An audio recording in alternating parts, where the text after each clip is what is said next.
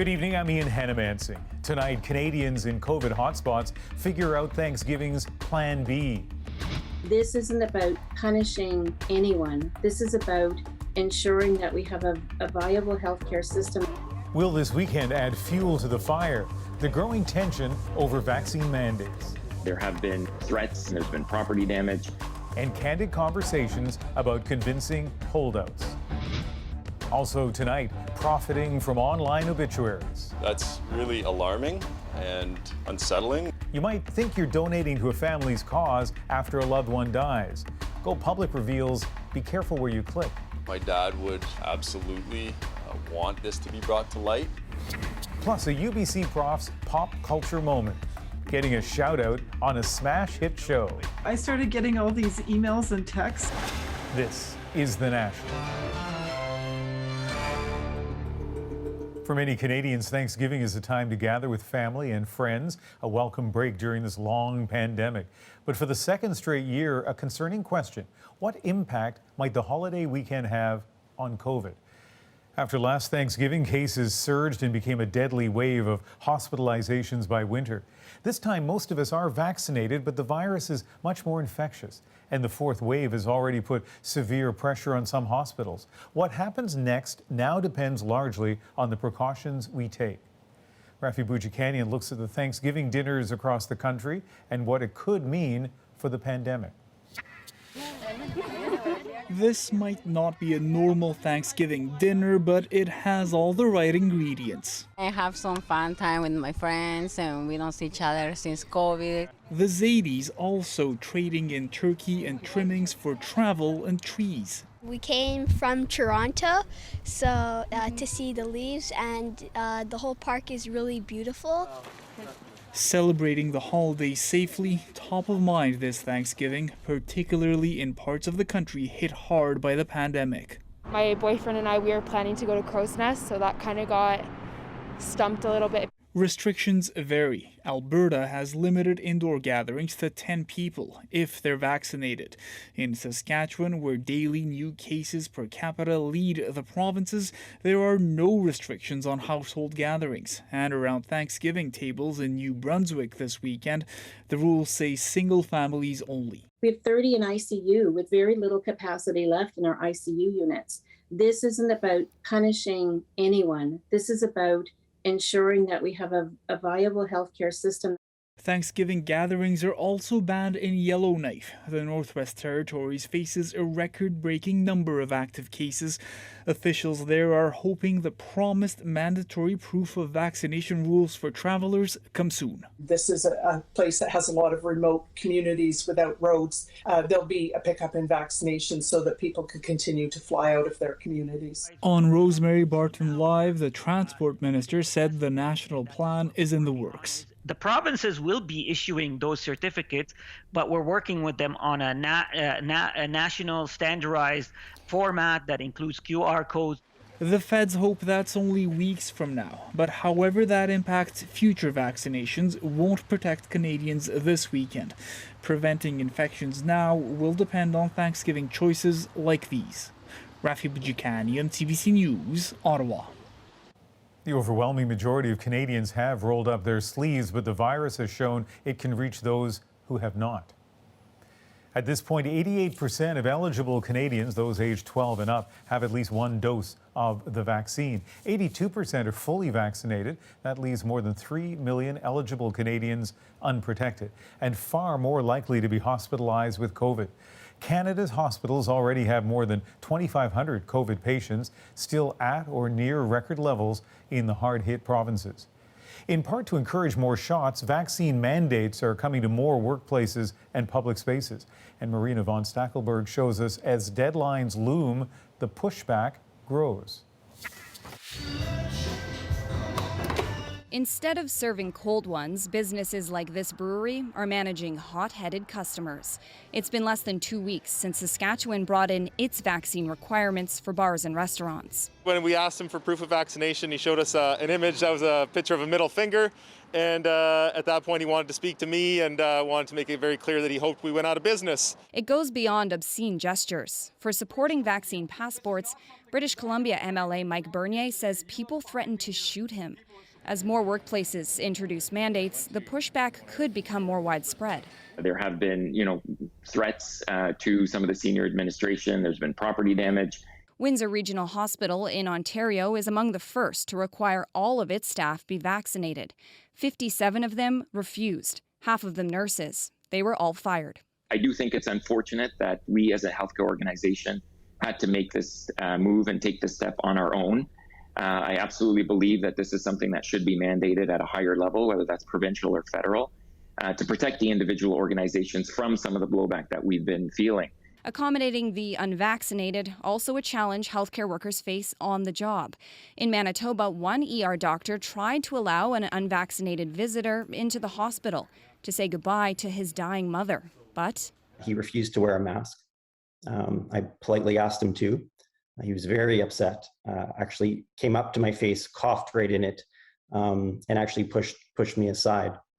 It was a really unfortunate situation. Security had to actually take him out. Marina, these are unfortunate situations. What support are doctors getting to deal with situations like that? Doctors Manitoba has put out a specific guide for physicians in our province. It gives them specific information of how to deal with threatening behavior. And the organization says these sorts of instances are on the rise. Another Manitoba doctor had to call police. He received a handwritten note to his house. It contained threatening information and COVID-19 vaccine conspiracy theories. Ian. Thanks, Marina. Well, we heard Marina talk about the vaccine mandate that led to dozens of firings at that Windsor, Ontario hospital.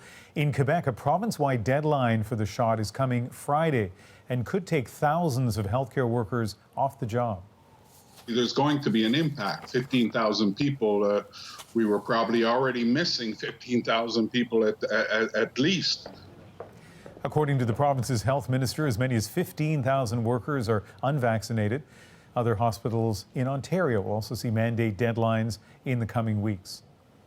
From his hospital bed, an Alberta man is sending a message tonight to anyone who hasn't had their COVID shots. As Julie Wong explains, as a transplant recipient, he did, but not everyone around him followed suit. Just kind of know that I am going to get home. Daryl Chewy doesn't have a lot of energy these days. He's been in an Edmonton hospital since testing positive for COVID-19 last month. You just don't know what's next, right? You don't know if you're going to end up back in the ICU. But Chewy has an additional reason for concern. The 63-year-old had a double lung transplant 5 years ago. Chewy and his wife got vaccinated as soon as they could. But even though he's immunocompromised and on medications, not everyone in their family did. We knew and we'd had conversations with our family, the importance of getting vaccinated. And, but I guess we didn't insist. If everybody I associated would have had their shots, I may not be in this position. After his family held an outdoor photo shoot in early September, almost half tested positive for COVID-19, including Daryl. If it came from that event, I feel like that was a costly mistake. Son Tyson also tested positive. He had received 1 dose of the vaccine only after his father had begged him to. 5 years ago, when he got his transplant, we got a second chance with him. So I think just that fear of not having him around, I just thought, I got to get this done for him. Now he wishes he had done it sooner. I never thought it would happen to us. My father's my best friend, my hero. Dr. Weinkoff is with Alberta's transplant program. He's been caring for Daryl for years. I think it's okay for people to have freedom of choice, but people also have the right not to be infected from people who choose not to get vaccinated. Daryl's unvaccinated family members are now looking at getting their vaccines. He says it's been a tough lesson for everyone. So whatever your beliefs are, get over that and get in, get your shots. Julia Wong, CBC News, Edmonton. Now to a disturbing story from our Go Public team. After their father died, an Ontario family discovered companies were putting ads on his online obituary without their knowledge. Rosa Marcatelli investigates. Before cancer took his life, John Rothwell said he wanted donations to go to an education fund. This video was recorded 1 month before his death. So ultimately, this is about finding our gifts, sharing them, paying them forward. Instead, some of that money went to a funeral home and the marketing company that manages a lot of funeral home websites across the country, using obituaries to make money without telling the family. That's really alarming and unsettling. He says mourners thought they were donating to the family's cause when they clicked on the Plant a Tree link and then paid $39.95 to buy what's marketed as a memorial tree. They were taken advantage of, especially those that spent money out of their own pockets for what they thought was a great cause. Go Public found those trees are often actually seedlings, often donated by outside organizations and planted by volunteers. Mackey Funeral Home admits it didn't tell the family how the obituary was being used. The marketing company, Frontrunner, won't say how much profit it makes off the sales, saying its all-in-one platform helps mourners commemorate their loved ones. After the family complained, Frontrunner doubled what mourners paid for the trees and gave the money, more than $2,000, to the education fund the family wanted. After hearing from Go Public, Ontario's funeral services regulator sent out a notice to consumers and a warning to funeral homes, saying using obituaries to sell products without telling families is unethical and illegal. You have to let your families know. It has to be in their contract. And as any reputable funeral establishment knows, you go through that contract with the families. After Go Public started asking questions, Mackey Funeral Home had all the links selling sympathy products removed from all its obituaries. My dad would absolutely want this to be brought to light and protect people, in the future from this happening. While the marketing company isn't breaking any laws, he hopes it too will remove the ads from the obituaries on the other websites it manages across the country. Rosa Marcatelli, CBC News, Calgary. If you have a story to share or a tip you'd like Go Public to look into, you can email them directly, gopublic@cbc.ca. After coming under fire this week, Facebook is announcing new controls aimed at kids and teens using its platforms. Where our systems see that a teen is looking at the same content over and over again, and it's content which may not be conducive to their well-being, we will nudge them to look at other content. Facebook says it will also introduce a feature urging users to take a break from Instagram, and another that gives parents more control over what their kids see. It comes days after a whistleblower testified to U.S. Congress about internal Facebook research, saying the platform's algorithm can feed teens harmful content. Well, the lights are back on in Lebanon for now. The country was plunged into total darkness yesterday when its two biggest power stations were shut down because of a fuel shortage. As Magda Gebrselassie explains, it is another sign of Lebanon's ongoing financial meltdown that could have an impact beyond its borders. For 24 hours, the entire country of Lebanon was plunged into darkness when electricity stations ran out of fuel. Tonight, power's back for a few hours at a time. Even before yesterday's blackout, this restaurant owner says electricity would be available for 1 hour during the day and 2 hours at night.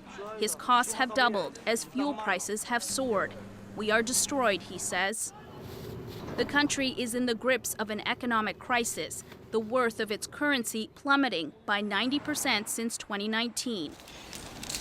Jobs lost in vital industries, including producers of olive oil. Last month, Lebanon's prime minister said he's trying to stop the free fall.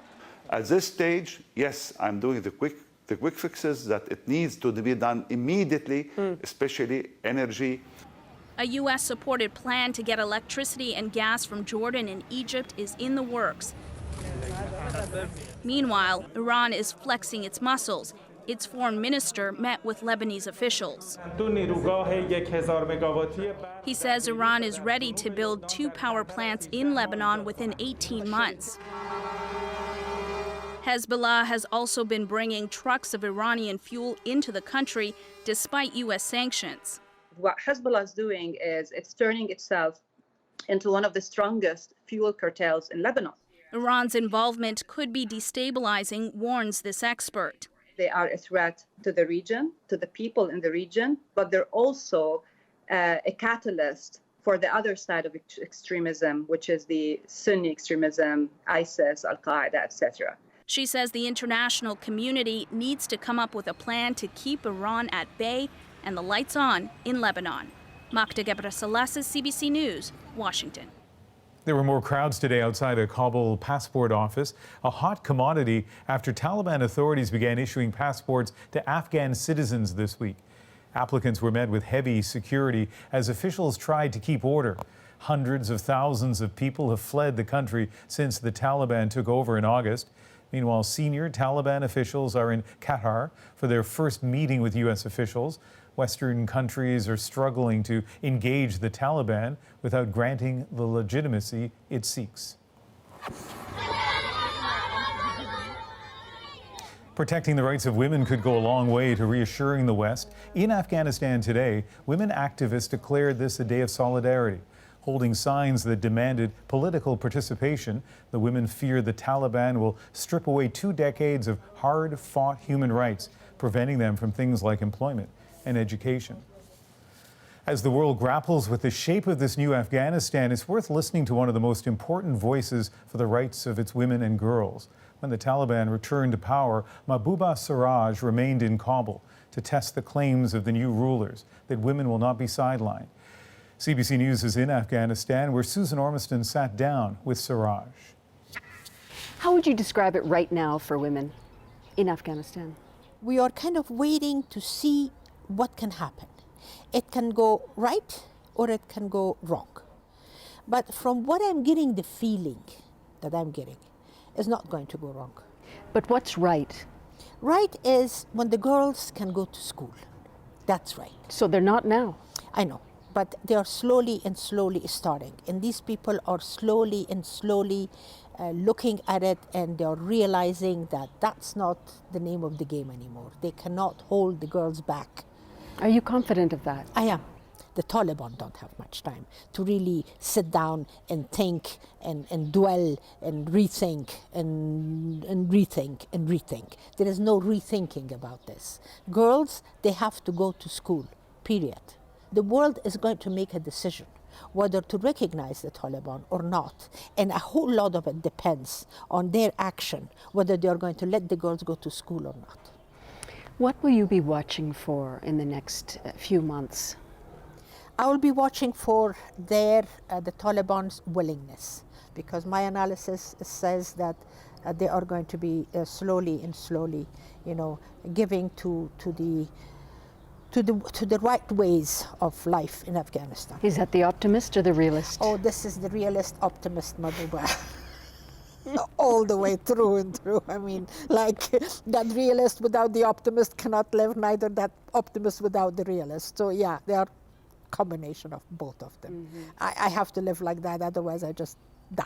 Mm-hmm. So, and as long as the world, would like to know what is going on in Afghanistan, like, today you're here, you want to know what is going on. You're saying it to the rest of the world, and I'm talking about it. You're going to be fine, because the world is going to be listening. So are they. So is everybody. We'll have more special coverage from Kabul from Susan and our CBC News team on the ground in the coming days. A note on a story we brought you on Friday about Nobel Peace Prize winners Maria Reza and Dmitry Muratov. The story contained a visual error which may have caused confusion about the founding of Muratov's Russian newspaper. We showed the wrong picture while explaining how former Soviet leader Mikhail Gorbachev used some of his own Nobel Prize money to help fund what would become the newspaper. In central Russia today, a skydiving trip turned to tragedy. This plane crash killed at least 16 people, including the pilot and one person on their first parachuting flight. 6 other passengers were left in serious condition. Local officials suspect one of the 2 engines failed. Unvaccinated Canadians account for the vast majority of those hospitalized with COVID. Now some are going public with their regrets. I risked my life and I was really sorry. Coming up, can people who are holding out be convinced? We'll get a doctor's advice. Plus, they were nearly extinct. Now the revival of tigers is threatening people in one village in India. And Ted Lasso welcome wagon has arrived. so many people talking about Ted Lasso, but the show is talking about a Canadian scientist. Did you know you're on Ted Lasso? And I'm like, who's Ted Lasso? We're back in a moment.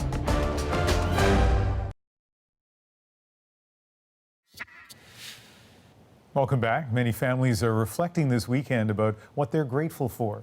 For some who survived serious bouts of COVID, they're thankful to be alive. And as Nicole Ireland shows us, some of those experiences are spurring their loved ones to get the shot. It's Brenda Lee Legault's first day back at work since getting COVID-19. I was in ICU for 24 days. Legault remembers her darkest hour. I wrote a big long letter to my son, and I thought I was going to die that day.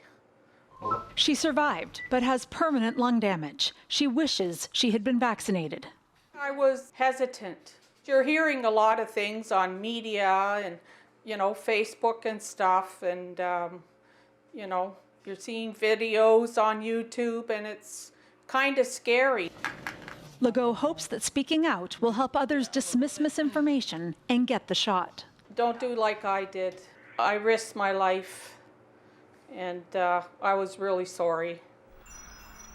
Across the country in British Columbia, Tyrone Joseph is also trying to help encourage vaccination by sharing the pain of losing his sister Anna to COVID. She was just the most loving and caring and giving person. Anna was unvaccinated. Since her death, a few family members, also hesitant, have changed their minds. It took a lot for some of them to say, as a result of this, I will now get the vaccine. Sharing these deeply personal experiences could help combat the highly emotional misinformation that's out there. That's according to vaccine hesitancy expert Maya Goldenberg. Especially people who were moved by the scary anti-vaccine videos. This might be the counter that they need. But for those who have deeply entrenched anti-vaccine views, personal accounts about COVID's devastation could have the opposite effect. There's also some evidence from social science research that scary stories can actually make people get defensive and dig in their heels a little bit. Experts say that how those who have been vaccinated respond to those who were unvaccinated and got sick with COVID, including what they post on social media, is important. If we come out across as callous and, almost that serves you right, it could push those vaccine hesitant to be anti-vaccine. We need to handle it with compassion and understanding. Although the stories of regret won't convince everyone to get a shot, experts say their bravery in speaking out could make a difference. Nicole Ireland, CBC News, Toronto. Of course, this issue unfolds differently from person to person, so we'd like to hear the perspective from a family doctor who's in Toronto. Dr. Warda Iqbal works at Sherborne Health Centre in downtown Toronto. And Dr. Iqbal, what kind of conversations are you having with patients now on vaccine hesitancy? That's right. So Ian, what I would say is that a lot of people that I'm meeting, I'm having conversations about how can we instill confidence in these vaccines. I'm finding that a lot of people are still not very confident and maybe they don't trust the vaccines that well. And really, that's what we're trying to focus on. We're trying to understand from people what kind of belief systems are they coming from? What kind of experiences have they had with the healthcare system? And what really constitutes their worries? And that's kind of where I come in. We're trying to have conversations with people in a judgment-free and a safe environment so people are able to express their concerns and really able to understand their experiences and respect their experiences before we go on to where we actually tell them, hey, maybe it's time to get the vaccine. So obviously in the recounting, we won't be able to tell who you're talking about, so confidentiality will be protected. But give me an example of a conversation you've had with somebody over this and how you got from where they were at the beginning of the series of conversations to maybe changing their mind or thinking about that. Yeah, so actually, the first example that comes to mind is this past Friday, we actually did a pop-up clinic right at the intersection of Wellesley and Parliament in Toronto. And we had a person come in, a young individual who's had their first vaccine back in May and is now quite worried about the second vaccine. Actually, this is the second time I've had this conversation in the last 2 weeks with the same person. Her worries are really about myocarditis and pericarditis when it comes to young people, and she has a complicated medical history, and she's quite anxious, rightfully so, what this could mean for her. Usually what we do in that situation, I take the person off to the side. I tell her there's no pressure from us. Let's talk about what you've heard and what your worries are. Slowly, we are having a lot of conversations, usually last about almost half an hour each time. We're not quite there yet where she's made up her mind, but just seeing us around and having that conversation is really helping her actually get closer to the point where she might actually consider the second dose. What about, though, when somebody comes in to your office and they believe strongly in something which is pretty clearly factually wrong about the vaccine? How do you deal with that? Yeah, so sometimes that does happen. And really what I like to focus on is that if we start off the conversation right off the bat and we tell them, hey, that's not right or that's wrong, I think it does create a hostile environment. And that's really what we're trying to avoid. What I like to do is I like to listen to them, understand where they're getting their facts from and why they really believe in that before I provide them with the alternative. It creates a much better environment and it really opens up the conversation so that we can continue that later on so we can get to the confidence in the vaccines. All right, Dr. Iqbal, thank you very much for speaking with us. Thank you. On this World Mental Health Day, we're taking a look at how athletes have changed the conversation about mental health this year. I've just never felt like this going into a competition before. Coming up, the bigger effect of athletes speaking out. But first,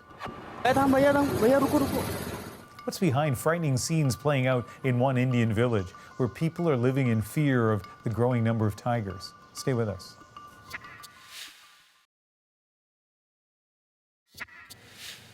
Welcome back. We're going to take you to central India now, to a place called Chandrapur, where an age-old struggle is re-emerging between man and beast.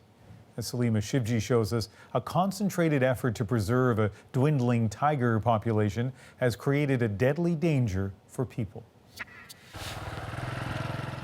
In this village in central India, perched precariously close to a coal mine, the threat of attack lurks around every corner. The townspeople live and breathe it. We're surrounded by jungle, says this young mother who grew up here. She fears for her little boy whenever they visit. We can't walk the streets after dark. That's when the tigers and bears roam. Maya Kiretkar has seen tigers up close and still shudders at the thought. She knows many others have died. I was sure it was a dog at first, and then it came closer, she says, got bigger, and I realized it was a tiger. I shrieked to alert everyone to come help quick. Fear has forced the villagers to adapt, keeping their kids close and sticking together. There's not much else they can do. They live and work in a buffer zone, sandwiched between the sand dunes created from coal mining, which are perfect grounds for roving Bengal tigers, and the jungle, less than a kilometer away from a wildlife reserve. Rigorous conservation efforts mean the tiger population here has doubled in the last 5 years. That means they've ventured outside the sanctuary as cubs mark their own territory.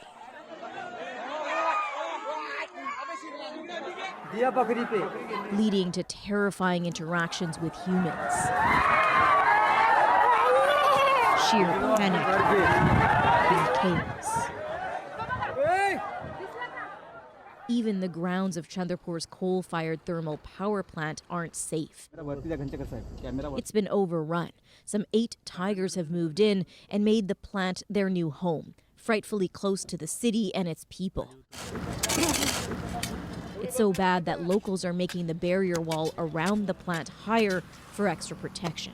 There is no more space for expanding territories within the Tiger Reserve's field director has been warily watching the increase in human-animal conflict, but doesn't see an easy solution, given the numbers.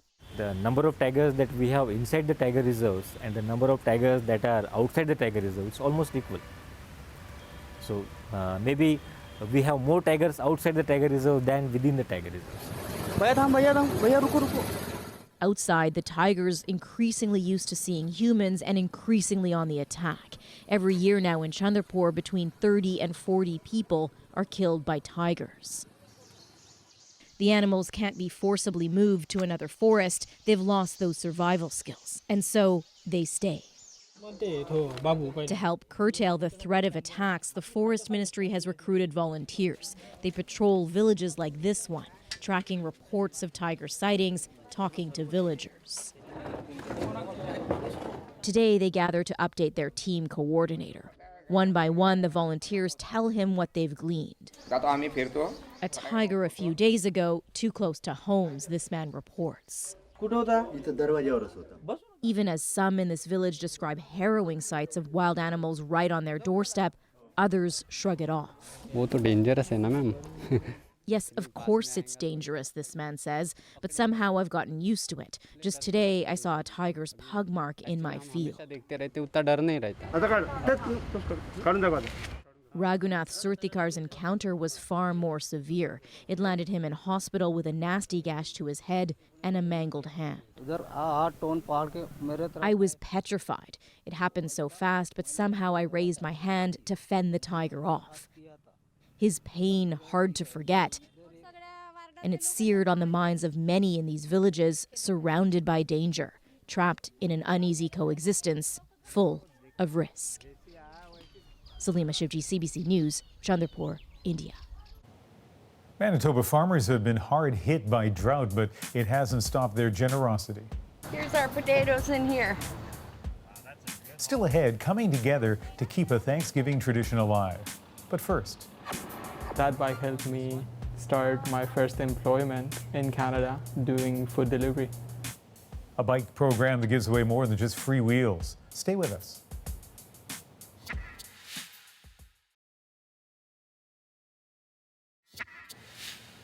This is World Mental Health Day, and it's coming as many Canadians are already talking about the importance of reaching out when you need help after NHL star Carey Price stepped away from the game last week. As Greg Ross explains, he's just one example of an athlete elevating this conversation. Happy Thanksgiving. This Thanksgiving weekend, also a time to reflect on mental health at a time when mental health issues are front and center. The climate in the world right now is certainly making it a lot tougher on everyone. While the pandemic has definitely taken a toll on mental health, some high-profile athletes are helping to shine a spotlight on it too. I was just like shaking, could barely nap. I've just never felt like this going into a competition before. American gymnast Simone Biles withdrew from a number of Olympic events this summer over mental health concerns, despite being a favorite to win gold. She was not the first to put her mental health ahead of her sport. DeRozan. Former Toronto Raptor DeMar DeRozan talked about his own mental health struggles a few years ago. It's bigger than basketball. You know, anything that's beneficial to preserving life and being happier, that's what it's all about. Raptors head coach Nick Nurse says athletes like Biles and DeRozan are changing the conversation in high-level sport. I would say that we've had a lot more communication, a lot more understanding. We've had to tried to keep the word empathy at the top of our priority list of just how are you, how's your family, how you feeling. Experts say outside the sports world there's a trickle-down effect. Athletes, particularly well-known athletes, Olympians, they are leaders in our society.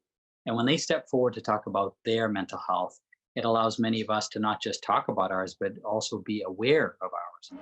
And it's fueling a conversation about better access to mental health care for everyone. Whether that's insurance coverage for psychological service, or even perhaps an eventual movement to have psychological services covered under our Medicare healthcare plan. The conversation on this World Mental Health Day is not just about asking for help, but finding it. Greg Ross, CBC News, Toronto. Next, a story about a group in Toronto that believes you can change the world 2 wheels at a time. As Nick Burton shows us, for some, a bike is much more than a way to exercise or a mode of transportation. It's about a sense of power. Is there anybody else in the household who needs a bike? Okay. Take a look at this lineup. It's this long because when you get to the front of it, there's a free bike. Are you here to get a bike for yourself today? Yes, and me and my daughter. Okay, we have plenty of kids' bikes. So That's Danielle Gritzty. She believes she can change the world one bike at a time. Yeah, okay, thank you. Okay. Thank you for having me. No problem.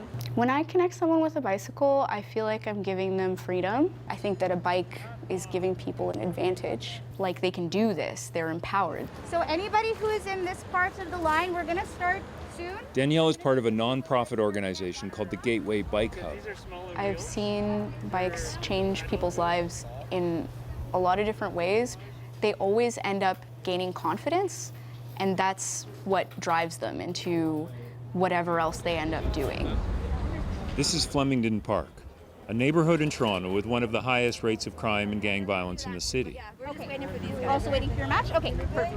Can something as simple as a bicycle really make a difference for the people here? Okay, what are we looking for today? Bike for yourself? Yeah. I think your options are this one and the green one. Okay, can I get this one? Yeah. And then, sorry, your name is? If you're wondering what the police are doing here, they're the ones who brought the bikes. These are some of the hundreds of bikes that are discarded or lost or stolen and unclaimed in the city every year. It's too big, I think. I wonder where they'll end up. My 12-year-old brother, he broke his bike, so I need to give him like a new bike, surprise him with a new bike and like to make him feel better. For the work. For my clinic, because I'm working in the clinic. So I like a bike. That's physically that's good for us. Anyways, we'll bring this guy over to the tent, and what they'll do is they'll give it a safety check. Once you get your bike, Abdullah Ugreptar checks it over for you. Abdullah got his own free bike from this program just a couple of years ago. What is your bike? Yeah. Okay. And that led to his job. Here at the Bike Hub's repair shop, Abdullah learned to be a mechanic. Now he fixes anyone's bike in the neighborhood, no charge. That's another way the hub helps people. Working here, this is like the heart of the community for me because this is where I come and this is where I help other people. Yeah, I just adjusted your gears and just the front and rear brake. It feels really rewarding. You're doing day-to-day repairs. Better, right? Much better. Yeah, also, I try to inflate every couple of weeks, all right? Yeah. You're bringing a smile to their face in a very small yet effective manner. Thank you so much. No worries. Thank you, sir. Abdullah tells me it wasn't just what his bike gave him, it's also what it kept him away from. Growing up in one of the most prominently violent communities right now in Toronto, there's the peer pressure of drugs, gang violence, but I feel the Gateway Bike Hub really helped me divert my attention from those things and into something that actually mattered, and that's being a solid piece of the community. Abdullah's bike helped him find a purpose and a passion. But if that's going to happen to someone, you first have to know how to ride. Oh my God. A few blocks away, the Bike Hub runs one of its Learn to Ride evenings. Yeah, so whenever you're on the bike, put the brakes on so that you control the bike. Okay. There you go. Vijaya Paul has only ever been on a bike half a dozen times. I'm scared. Oh my God. Yeah, we need to practice. Yes. Yeah, you got it. Stop, put down. Yeah, that's better. Starting, I was shaking. Now, I think after 2-3 rounds, and I'm okay. Vijaya tells me she's here with a specific goal. You got it now. I will not be dependent on my husband who takes me always in the car. I feel good, I feel very happy, and I'm able to learn a skill. I feel good at this age. Push the bike forward, and then you go. Yeah. Vijaya hopes her bike will give her independence. There you go, good job. It's okay, if you can go to the second line, that's fine. If you One of her teachers knows a bike can do exactly that. Better than yes. Meet Arib Patan. So what's up? Hey, Arib. Arib came to Canada by himself from India. Soon after, he got a bike from the Bike Hub, and in a way, it almost became a friend. My bike's name's Jigglypuff, and I really had a deep connection with my bike. And that bike was exactly of my age. It was first manufactured in 1997. I think it's just a valve that's loose. That bike helped me start my first employment in Canada doing food delivery. in downtown Toronto, yeah. Arib was able to earn enough money to pay for his college education and send something home, too. It was my mom's birthday coming up, and I really wanted to gift her a phone. So I really worked out that weekend I remember it was 10 hours constant Uber on a bike. And I was really excited to do that. And that day was one of my best days yet, yeah. And you bought your mom a phone? Yes, I gifted my mom a phone. And yeah, that was a proud moment for me and my mom. Arib has now graduated from college in engineering, and he has a full-time job. I am super proud of myself, yes. Because I came to Canada on my own. I found employment on my own. So it was like a path that I forged for myself. And I'm walking on it, just feeling proud with my head high, yeah. All that from a bicycle? All that from a bicycle. There you are. Got it. Thank you so much. Appreciate it. Okay, my friend, not a problem. So you're gonna take this, you're gonna wheel it over to the tent, and if you'd like a helmet, there's helmets in the box. Okay, thank you very much. On this day, the Bike Hub handed out around 100 bicycles. Hi. It's impossible to know what the end result of getting a bike here might be. But maybe one of these bikes could give someone a chance they otherwise wouldn't have. Nick Purdon, CBC News, Toronto. As many focus on the thanks part of this long weekend, some Manitoba farmers are focused on the giving, handing out 50,000 pounds of free potatoes to their community. This has been a tradition at Spruce Drive Farms since 2016. We just love what it's done in our community. This year, other farms added to the donations. Welcome help after a dry summer cut the crop in half. As we see people coming, helping themselves, but they also now will be bringing potatoes to their friends and family or people that they know that could really use them. Here's our potatoes in here. Those who stop by say they're grateful for the gift. I think it's just great that the people are giving these to us because we're seniors too and we're on a lower income. Yeah, teamwork. It's a very hard year for a lot of people with COVID going on, and it's just very nice to see just how much people actually do care about each other. And isn't that the spirit of Thanksgiving? Next, a BC professor who's grateful her message is getting out there by way of a popular TV show. What do you say to a cocktail, Coach Lasso? Oh, the same thing I'd say to Diane Sawyer if she ever asked me out on a date. Yes, please. Ted Lasso's academic moment right after this.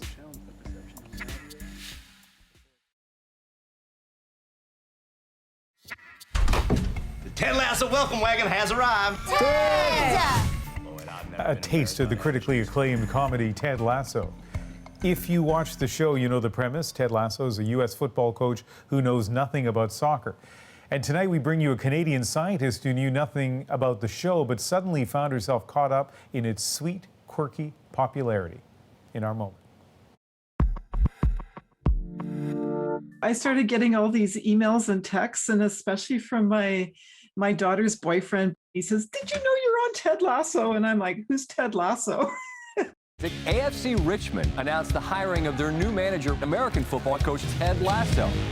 They were reading Merlin Sheldrake's book, which Merlin writes about the below ground world. And of course, I'm a researcher in that area, and they were reading about my part. That's how it all evolved. And now I know a little bit about the show. I watched the episode that they cited my work in, and I thought, oh, this is cool. We used to believe that trees competed with each other for light. Suzanne Simard's fieldwork challenged that perception, and we now realize that the forest is a socialist community. Trees work in harmony to share the sunlight. It's really funny, but it's also really touching. I think that we've treated our forests as though they're not real, that they're not complex societies. And I think if people understand that, we'll start treating our forests better. My hope is that people will go, oh, you know, our forests are much more important than I ever thought, and maybe we should care about them more. So I watched that episode, I think it was a week ago, heard that reference, wasn't sure where it was from, never imagined it would be from a UBC professor right here in British Columbia. Simard says that little line kind of sums up the premise of her philosophy, which is that trees work together. Not that they think and act, but they basically work together instead of competing against each other. By the way, this isn't just 15 seconds of fame. A movie is being made about one of her books, and Amy Adams will be playing Simard. Wow. That is the National for October 10th. Good night.